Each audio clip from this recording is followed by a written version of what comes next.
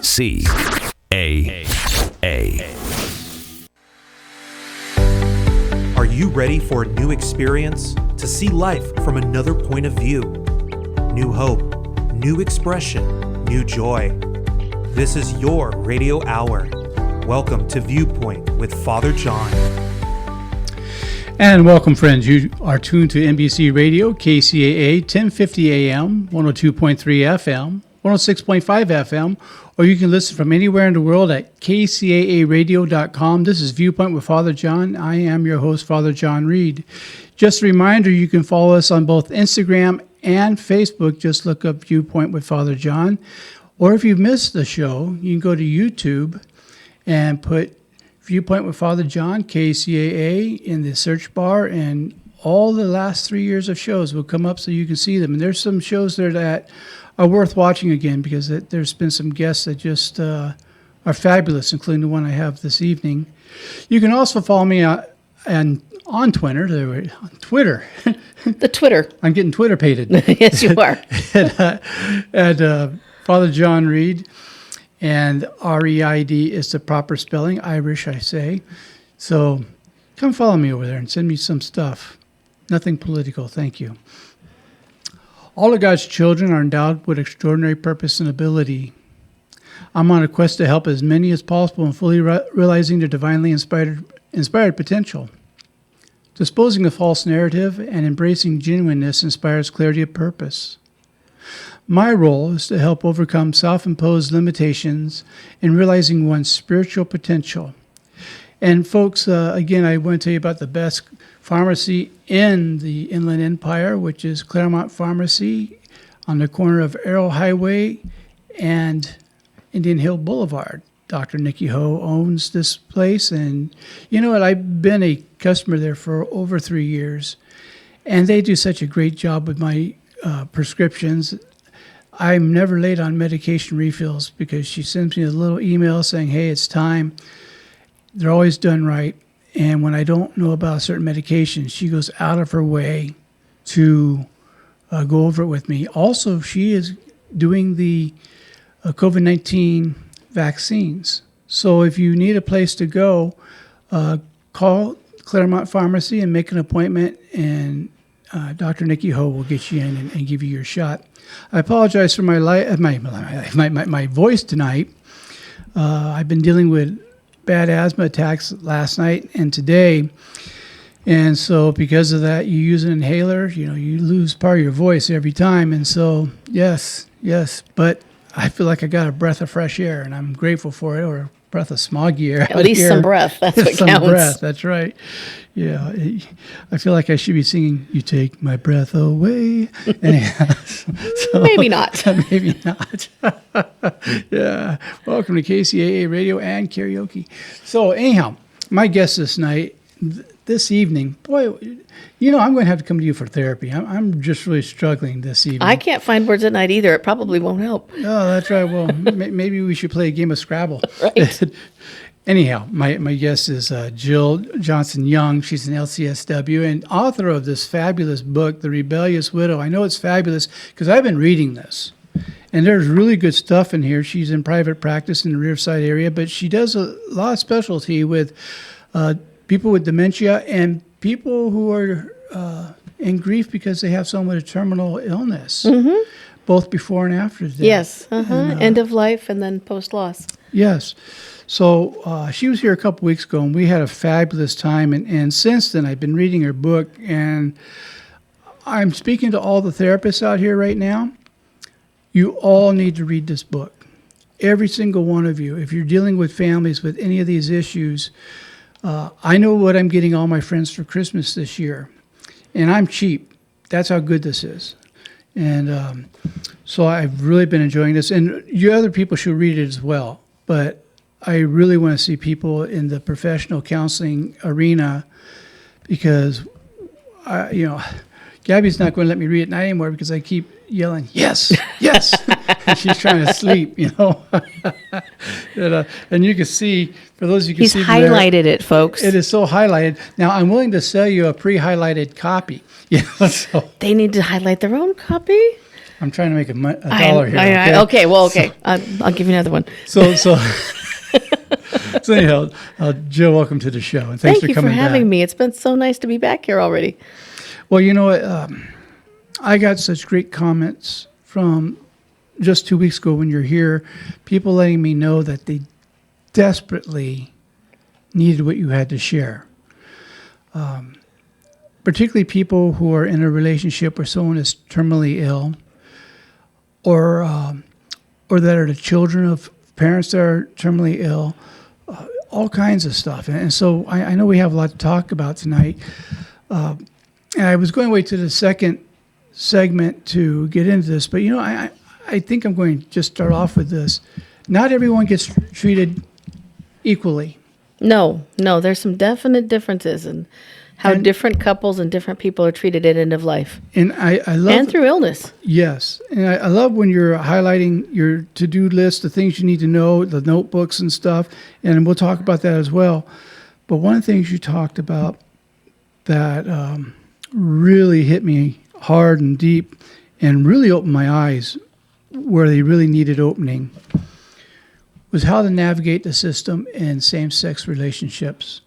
And it adds a whole nother layer to it. I know it's like starting chapter 2 and not doing the introduction and forward and all that stuff, but would you mind if we started there? Sure, that's fine. Because I have so many friends that I love deeply who are in that situation who really don't get good medical care because of how they were treated.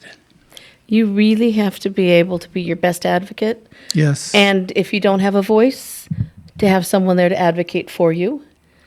And even if you do have a voice, to join you in that advocacy. Because even though now with the Supreme Court decision, for however long it may be upheld, right, which is a huge concern for the community, when you walk into an individual medical provider, you just don't know if they're going to think that their bias counts more than your medical care. You know, it's not quite the same, so I want to state that in the beginning. But, you know, I get that as a priest. There is so much hatred in today's Christianity, and really that's not what Jesus taught, that I've had people go out of their way to be rude to me in medical offices because I'm a priest, because their pastor tells them to be like this. And you know, that you can't get more non-Christian than that. There's an incredible number of folks who are, and the LGBTQ community in particular, but, you know, we've seen with COVID that our communities of color and our other groups are also not receiving the same medical care. Right. They're not finding the same access to, in particular, ECMO machines here in the Inland Empire, where other folks are getting access to them locally or being transported more quickly to LA to access them. But when you are in a lesbian couple or a gay couple or you're a trans couple, you never know when it's going to pop up, and people feel entitled to treat you differently, whether it's at the registration desk, right, or when someone's doing some kind of prep procedure, or in the OR, or hospice, or anywhere. Mm-hmm. Right? It's just you're not treated the same. Our elders, unless they can afford a high-end kind of a pride community, will be turned away. Yes. From places where they can live and share housing together. And the places that turn them away, some of them Christian, once they get sued, they come around. Yeah. But it takes a lawsuit, and then it's uncomfortable. They hear from the prophet, only it's with an F, not PH. Right. It happens in funeral homes. It happens in cemeteries. I ran into it at the National Cemetery when I was preparing for my first wife's death. We ran into it in Florida when she had a mastectomy, and she was taken. We had everything done. We couldn't be married legally then. Right. But I had power of attorney, durable power of attorney, medical power of attorney. I had a medical decision-making. Everything was notarized. We'd met with the doctor. We'd met, who was a jerk. We met with the hospital, and we both worked for the hospital system. Right. We were known in this hospital system. I taught classes to the nurses in that hospital. And still in all, she came out of surgery after a mastectomy where they took everything, including all the nodes under her arm, Wow. which is not a comfortable procedure. Right. And literally the doctor, I watched him duck around a corner so he wouldn't have to talk to me after the surgery. Wow. And he had the frozen section results at that point, but wouldn't share them with me. He said he told her. Okay, well, she was unconscious. Right. That does not help. And then they took her into a room with me chasing after them, and the nurse pulled the other empty bed in front of the door so that I couldn't get in the room. I remember reading about that, yeah. And I had to get another nurse to help me shove that door open physically so we could get in the room. And that was just because she felt like she should separate us because she was saving us Yeah. in her belief system. Rather than, I've got all the pieces of paper, right? You have to let me in. I'm the medical decision maker, and she's unconscious. Get Right. out of my way. Well, we have these quack pastors and quack therapists with these programs trying to turn people straight. Oh, yeah, and they're very popular in Florida and legal there. And they have a very high rate of suicide. They do. And failure. Yeah. Well, that's because it's not a choice. It's how you're born. It's who you are. You know, I don't trust any church that doesn't trust science. Right. Okay? You know, science and religion are two dance partners who should be together, not apart. Mm-hmm. And so I've seen that over and over. Well, I remember when AIDS was first becoming known, I knew several funeral homes that were double embalming people who died of AIDS, which is total crap. You don't need to do that.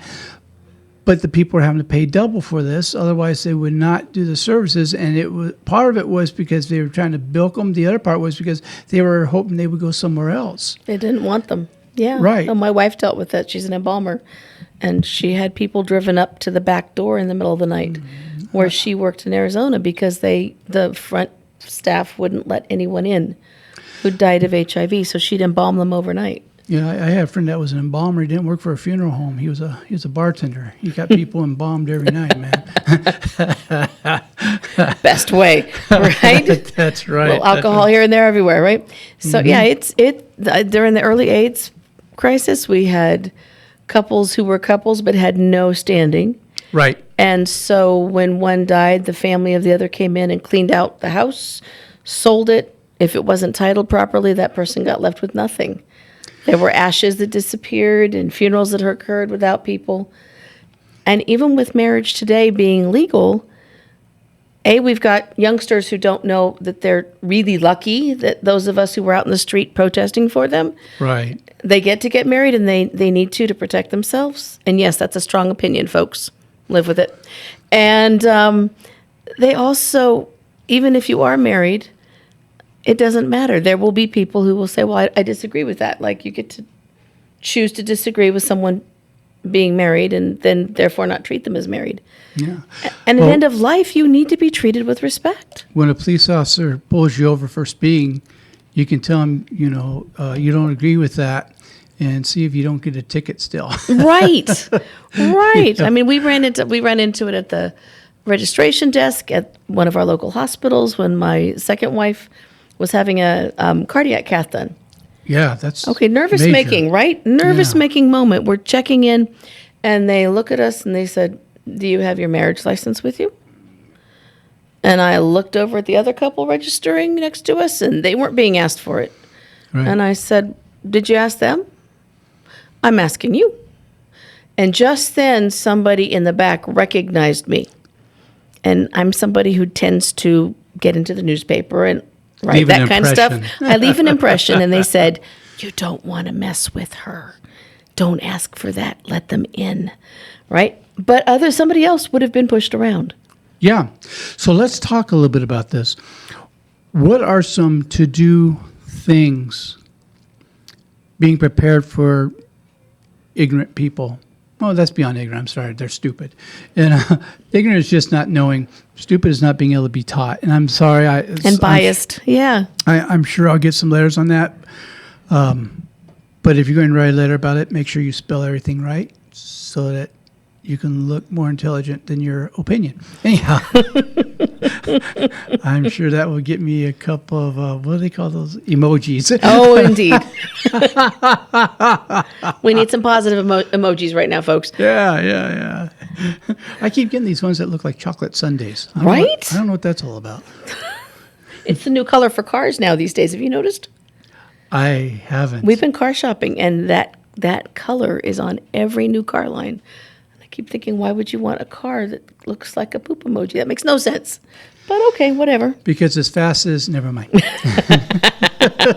So what things do you need to have ready if you are in a relationship that's likely not to be respected? Hang on. I was supposed to be ready because I'm 2 minutes past my break. Break time. Yeah. So you're listening to Viewpoint with Father John, and Jill Johnson Young is our guest this evening, and we'll be back in 90 seconds. I know why Frank was knocking on the window. What are you doing? Shut up.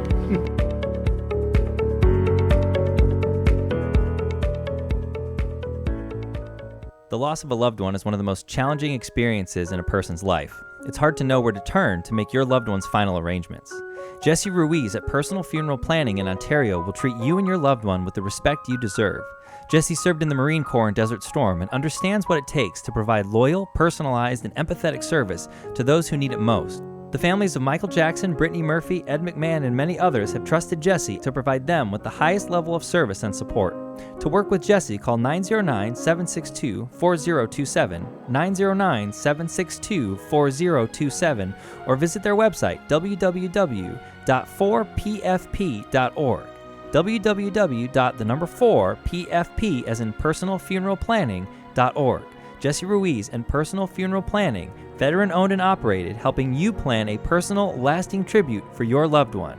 www.4pfp.org.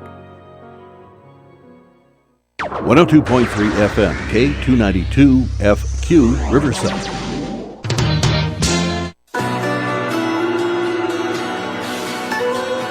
Join us for the Better 80s Music Show on KCAA, Sunday nights at 8 p.m. Pacific Time, bringing you 80s music with a twist. You won't hear Michael Jackson, Bon Jovi, or Hall & Oates. The Better 80s Music Show. You'll hear bands like Depeche Mode, The Cure, Echo and the Bunnymen, Oingo Boingo, Psychedelic Furs, Susie and the Banshees. Well, you get the idea. We play the better 80s music. There's no show like it on the radio, Sunday nights at 8 p.m. Pacific Time on KCAA, or listen to it at your convenience at kcaaradio.com. That's kcaaradio.com for the Better 80s Music Show.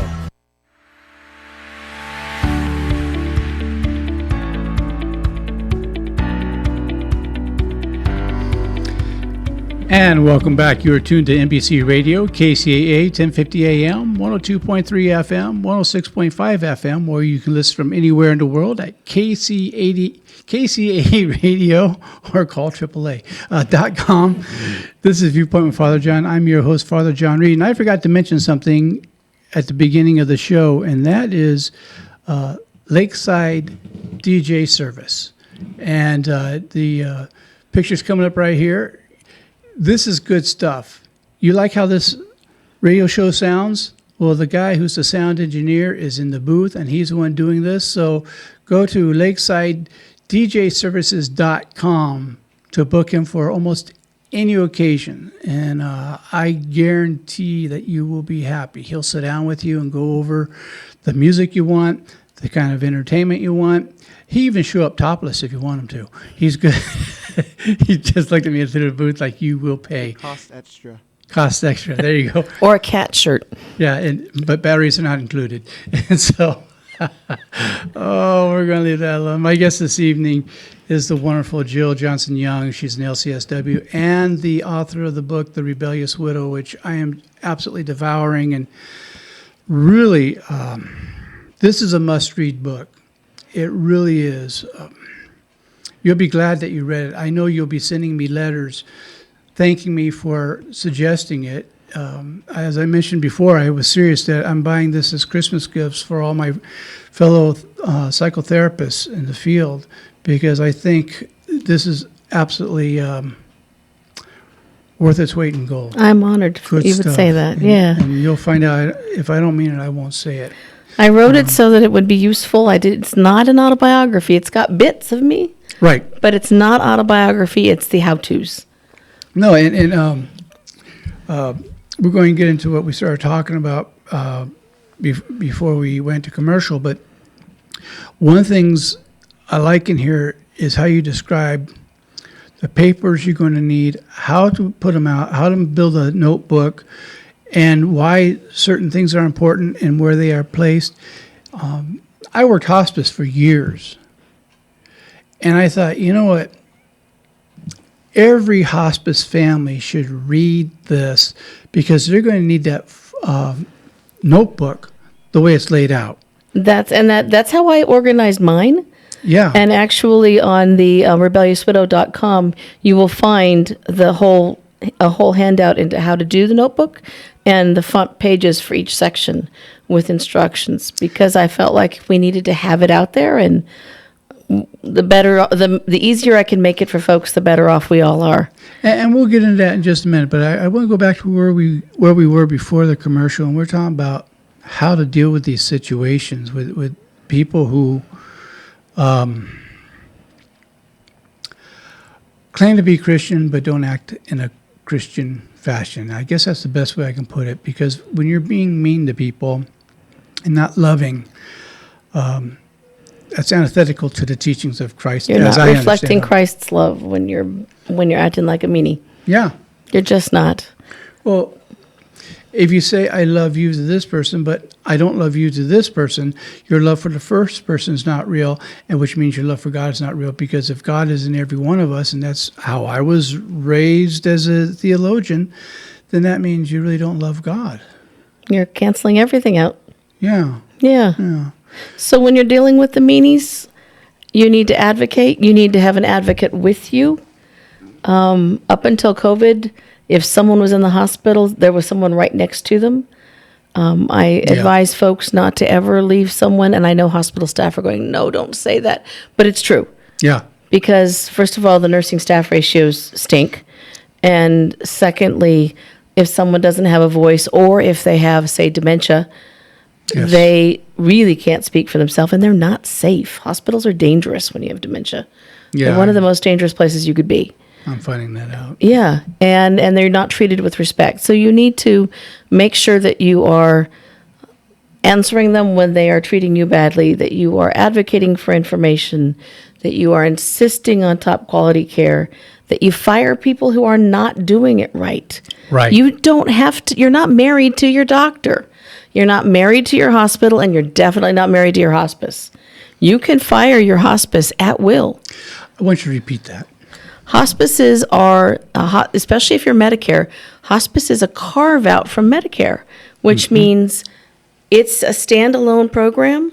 So if you have whatever doctor and they say, we're going to refer you to Hospice A, and you meet with Hospice A and they don't feel like a good fit, you can say bye, and you can call your friends. And I tell you to do this. Call people who've lost someone recently and ask them which hospice was good to them and which hospices weren't, because hospices change. Yes, they do. And in some states, you get one hospice and they're phenomenal. Here in California, hospices are largely for profit. Right. They change, they move, they merge, and you never quite know what the staffing is. So if you don't have a great hospice, you can fire them and bring on someone else. One of my best experiences as a hospital chaplain and director of the department, actually, was Hospice of the Valleys. It was a nonprofit. And Phenomenal. yeah, we really worked as a team, and I helped put another hospice together. And I kept emphasizing to them that every week we need to have an interdisciplinary meeting. It's required. Yeah, and well, some people don't follow. They all the fudge on requirements. it. Yeah, and I finally left that hospice. I gave them 3 chances to do it right, and then I finally said to them, let's play a little game. You start working on my check. I'm going to start cleaning out my office, and let's see who gets done first. Right? And they looked shocked. I said, I told you what my requirements were, that we will not do anything that's not etched in integrity. Ethical, legal, moral, meets all of the criteria for the Medicare hospice benefit. I said, you're open because my name's on this. And that's not being egotistical. That's really what happened. The state told them, we're only opening giving you your license because of this guy here. He knows what he's doing. And they told him, you better never fire him because he's the one who knows what's what. And so I lasted only like 6-8 months there. And finally, when the third one came up, I just said, I'm sorry, I will not do mediocre patient care. It's either the best or nothing. And that was before the Mercedes commercial. You know, we do things so differently in every state, which is weird because it's a Medicare federal benefit carve-out. Right. And Florida does a lot of things badly. And I'm a former Floridian, so nobody diss me. I live there. My father's from there. My grandparents are from there, right? Old Central Florida. But Florida requires a certificate of need. And so there is one hospice per county. And if that hospice gets overwhelmed, another hospice can apply to the county medical board, and they interview all the hospices who are interested, and they select one more, which means there's no competition. We had, when I was with Good Shepherd Hospice, we covered 3 counties, 3,000 square miles. We had 4 teams. We had 500 volunteers. 500. I hear that, but how big was your 3,000 square miles. We had offices in 3 areas. in only 4 teams? We had 6 teams, excuse me. We had 2 teams per office. Okay, thank you. And then by the time I left, we had a residential facility. Now they've got, I think, 5, which was delightful because families could come, and if they couldn't manage things at home, their loved one could come and stay there, and the families were asked to stay too. There was a bed for them. There was a shower. There were volunteers who came in and made gourmet meals for the families. It was all the things that you would want a hospice to be. We didn't spend any money on advertising. We spent extra money doing things like community education. On any given day of the week, we had 5 to 10 grief groups going. Nice. We were in the elementary schools, the high schools. You know, we put on educational programs for medical staff. That was hospice done right. That's how Hospice of Valleys was. Yeah. If you don't have a hospice that has a doctor that comes to visit you, that can't do continuous care around the clock when needed, staffed by their own people, that doesn't have a pharmacy that delivers, that doesn't have a nurse case manager that you can trust, then it's time to shop for another one. Right. Right. It was important to us that when a prescription was ordered, that needed to be delivered with no later than 45 minutes. Mm-hmm. And that's one of the things I loved about them. And that's why I was spoiled for going to other places. And I worked other places because I get to really see hospice at its best. But I didn't mean to get off on all that. So if you don't like your hospice, because you do have so many choices here in California, which is beautiful, don't be afraid to change. Absolutely. Don't be afraid Interview to and lie. look around. Ask the people you care about. Ask someone who's lost somebody recently. Find a hospice that's going to take good care of you and your loved one. Because hospice brings all the stress down. Yes. A well-run hospice. A well-run hospice does. And that should be the way, that's what should happen at end of life. Yes. And that way with doctors and with members of the staff. You have a right to be treated with dignity and not just the brand name of a hospital. I'm really sorry that they took on, I think it's kind of ironic that they took on the hospital name Dignity after one of the largest funeral companies, which used to be called SEI, is now called Dignity Providers. Don't get me started. And I think, wow. Well, it used to be Catholic Hospital West, which wasn't a Catholic organization. Mm-hmm. It was a name only. Before then, the actual Catholic hospitals were Catholic hospitals, and they had a special fund for people who couldn't afford a medical bill. And that was the beauty of it. So you always knew if you went to the Catholic hospital, you're going to be okay no matter what. And you weren't going to come out bankrupt. Exactly. Right. So I think we have another show we're going to have to We do indeed. So the things that need to go in the notebook, you need a notebook when someone is even just chronically ill, but chronically to terminally ill and in the end of life. And that notebook should have all the information about who to call when things start to change, so you don't have to track those numbers down. You need to be able to have all the names of all the medical providers. You need a section in the notebook to put all the after visit summaries in. You need to have a place where you can record symptoms, changing symptoms. You need to be able to record all the prescriptions and then cross off the ones you're not using anymore. Right. All the things that make you run, and then all of the paperwork. You need your pulse in there, and you need it posted too. That's the physician's order regarding life-sustaining treatment, and it should be on hot pink paper here in California. And it's pretty much nationwide. There's also something known as the DNR, the Right. Do Not Resuscitate Order. Personally, I think it should be the Allow Natural Death Order. It That's a should good have, idea. and it should have all of the wishes for the person at end of life, and it needs to have the name and number of the mortuary, Right. so that at end of life you're not worrying about who you're going to call. You should make those plans ahead of time. They tend to be less expensive, and they reflect the person who's dying, not a bunch of guilt and overspending. Right. And yeah, it's funeral shopping when you're in grief is not a good combination. One of the things I think I read in the book talking about the discontinuation of medications is putting a date when it was discontinued and a new medication when it was started. Was that correct? That's correct. Okay. Because I think that's very important information, because I can remember hearing some of the nurses asking families, well, when was this discontinued? And they don't know. Exactly. And the patient doesn't know. And when you're dealing in this type of situation, it's chronic stress. What we used to call in alcoholic homes chronic shock syndrome. Mm-hmm. Well, when you're dealing with this kind of thing, it's chronic shock syndrome. So if you don't write down that, you're not going to realize you need to remember it. And it saves you having to have guilt later for something that most people wouldn't remember either. But when you're in that situation, you feel like you're not doing enough no matter how much you're doing. And you think, I should have known that. I should have known that. And this helps alleviate that. It takes all of that off. And when you go to the doctor, you can hand it over. Yes. It also means that if you have someone coming in to help out, a family friend, so that you can go out and go to the grocery store, they've got all the information.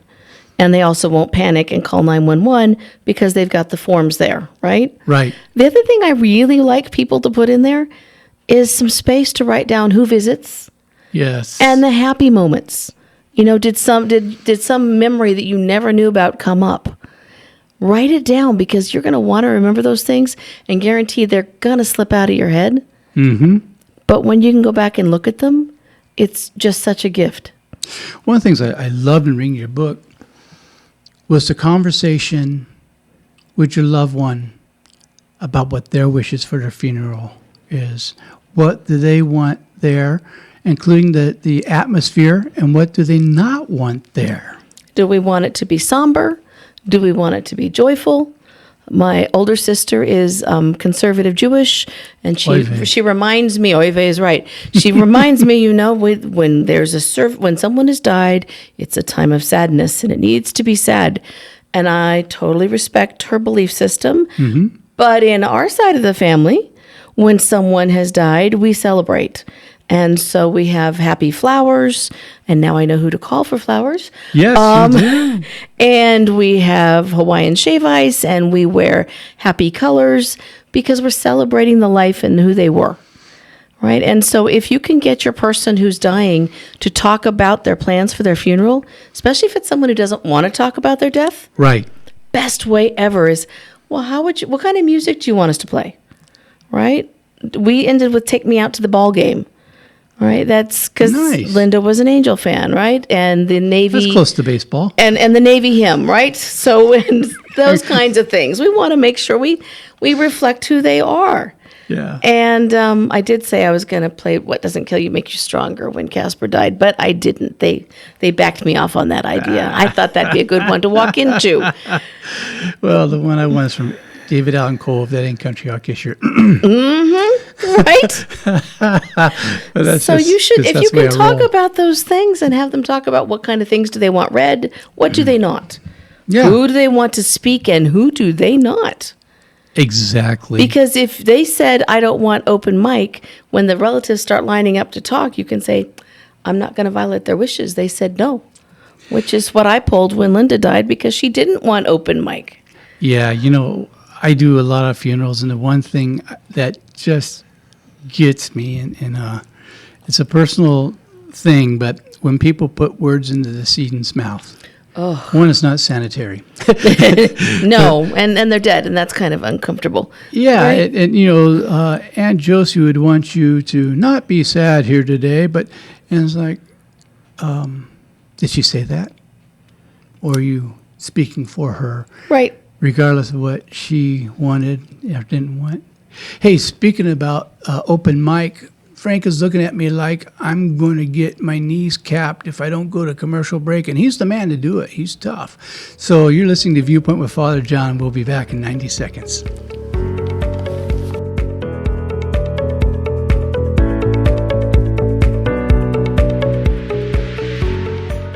The loss of a loved one is one of the most challenging experiences in a person's life. It's hard to know where to turn to make your loved one's final arrangements. Jesse Ruiz at Personal Funeral Planning in Ontario will treat you and your loved one with the respect you deserve. Jesse served in the Marine Corps in Desert Storm and understands what it takes to provide loyal, personalized, and empathetic service to those who need it most. The families of Michael Jackson, Brittany Murphy, Ed McMahon, and many others have trusted Jesse to provide them with the highest level of service and support. To work with Jesse, call 909-762-4027, 909-762-4027, or visit their website, www.4pfp.org. www.4pfp as in personalfuneralplanning.org. Jesse Ruiz and Personal Funeral Planning, veteran-owned and operated, helping you plan a personal, lasting tribute for your loved one. www.4pfp.org. 102.3 FM, K292 FQ, Riverside.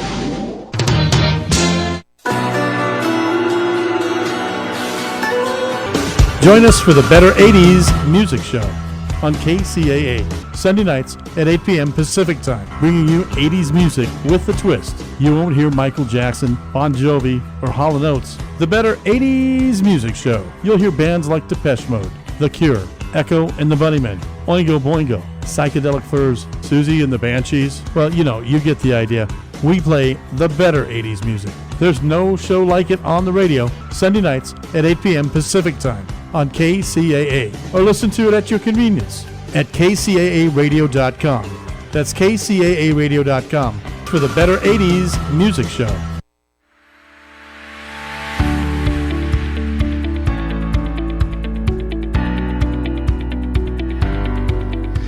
And welcome back, friends. You're tuned to NBC Radio, KCAA, 1050 AM, 102.3 FM, 106.5 FM, or you can listen from anywhere in the world at kcaaradio.com. This is Viewpoint with Father John.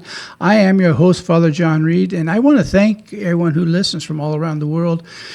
Not just that, I appreciate the fact you send me communications. I know you're listening because you make comments in your notes to me about what you liked, what you didn't like. You quote different guests.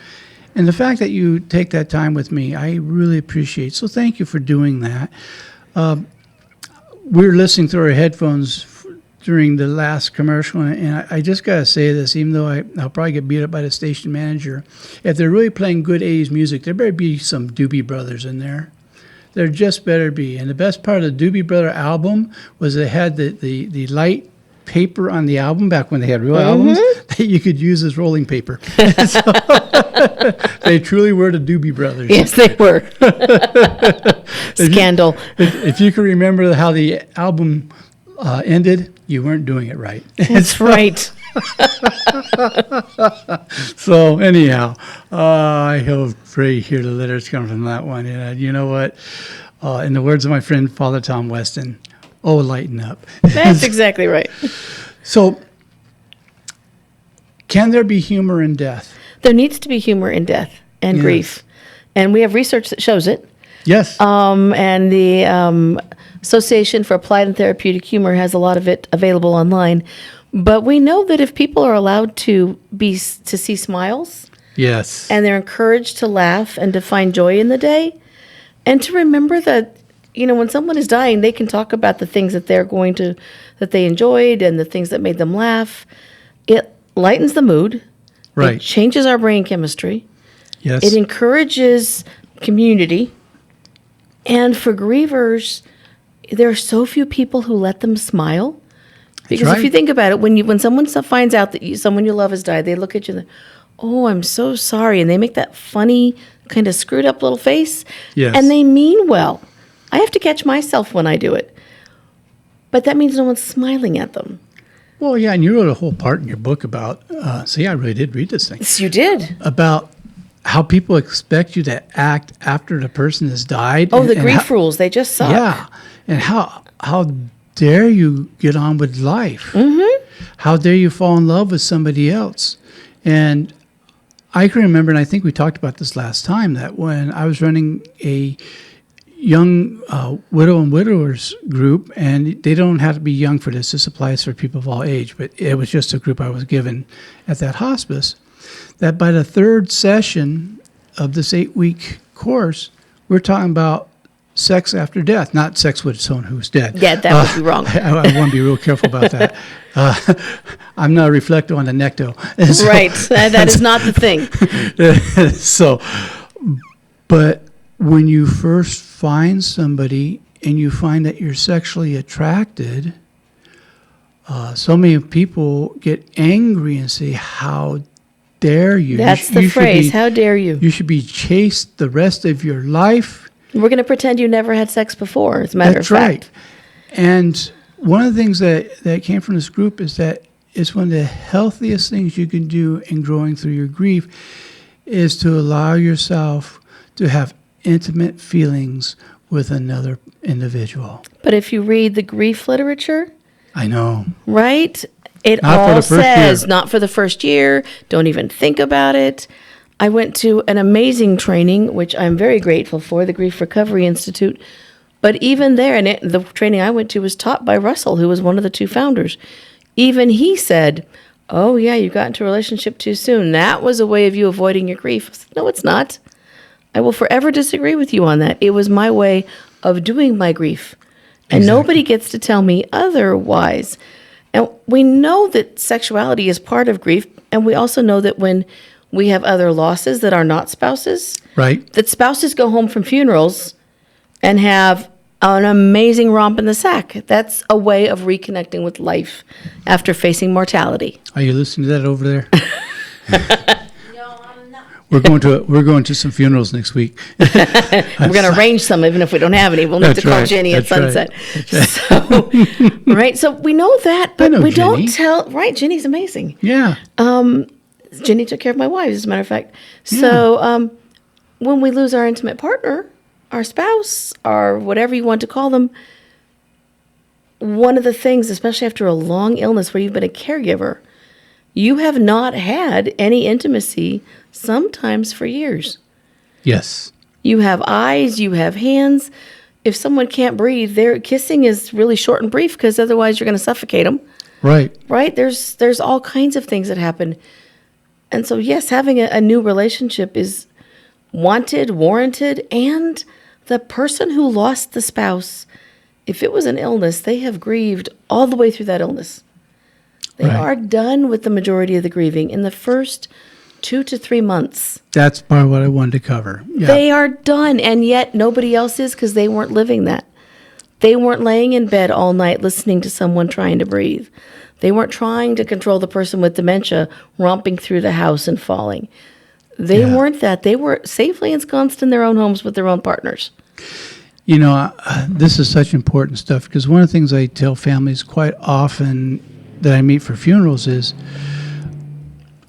first, there's no such thing is normal grief. We all grieve in our own way, At our own pace. at our own pace, and get better on your timeline, not somebody else's. Including your kids, Including your your kids. friends, and your ministers. Yes, exactly.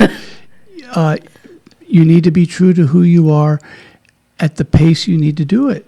And they're not going to be the same as someone else's. And it's not going to be the same if you're widowed twice. It's different. Yes. Because every loss is different. Yes. But to tell someone that they can't have another relationship is harmful. Yes. It's hurtful. Mm-hmm. And it makes the person who's saying it move from your inner circle all the way out to like Pluto land. Right. Although I'm told there's now another planet further out. Yeah. A 3-year-old told me about it. So yes, it's even further out. That's where they go. Because they don't get where you are and they're being critical. When you are not the primary griever, you don't get to be judgmental. It's not your place. It's not your role. I agree. And support the person. If they are in a relationship, support it. If you are uncomfortable with it, swallow it. Yeah. You don't get to vote on relationships. You don't get to vote on grief process. You know, I've gotten hooked on binge watching this program called Dr. G Medical Examiner because I'm warped that way. I like watching I love autopsy. Last night I was watching an episode where this guy was 69 years old. His wife had died like 3 years before, and now suddenly he has piercings, he has earrings and all this stuff. And his son couldn't believe it because he was such a Conservative conservative straight-laced guy. yeah.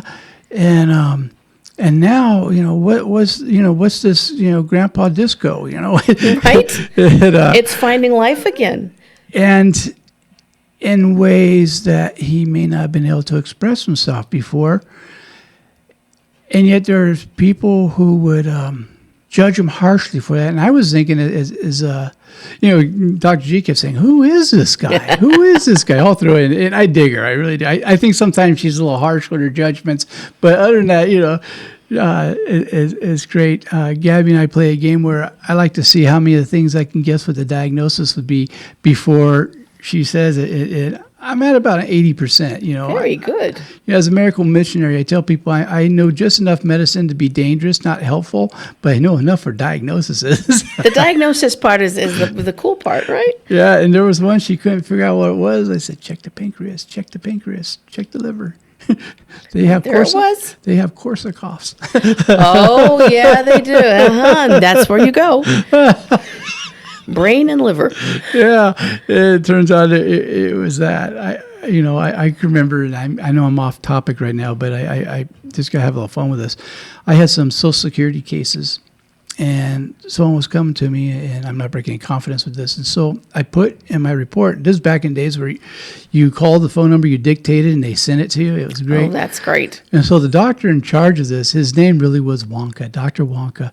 And I wanted to ask really badly if he had a golden ticket for me, but I thought, don't push it.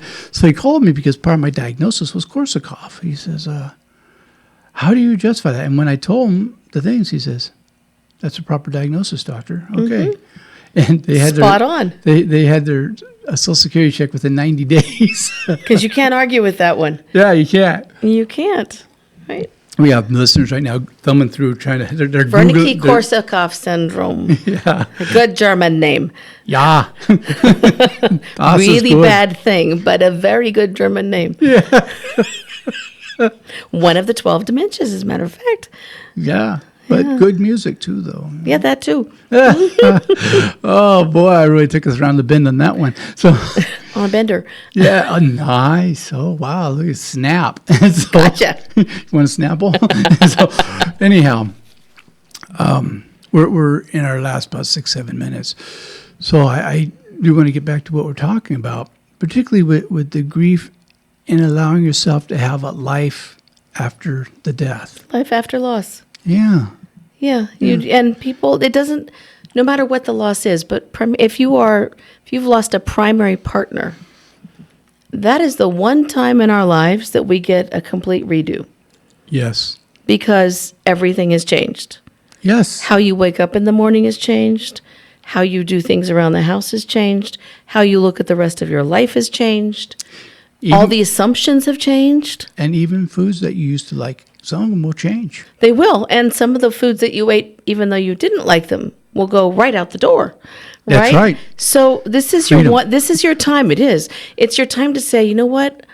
I always wanted to do X, Y, Z. And so what I ask my clients to do is go back. What did you want to, literally, what did you want to do when you grew up? Where did you want to visit that you didn't get to visit? Because illness also limits our world. Yes, it does. You can't travel much of the time. You can't fly sometimes.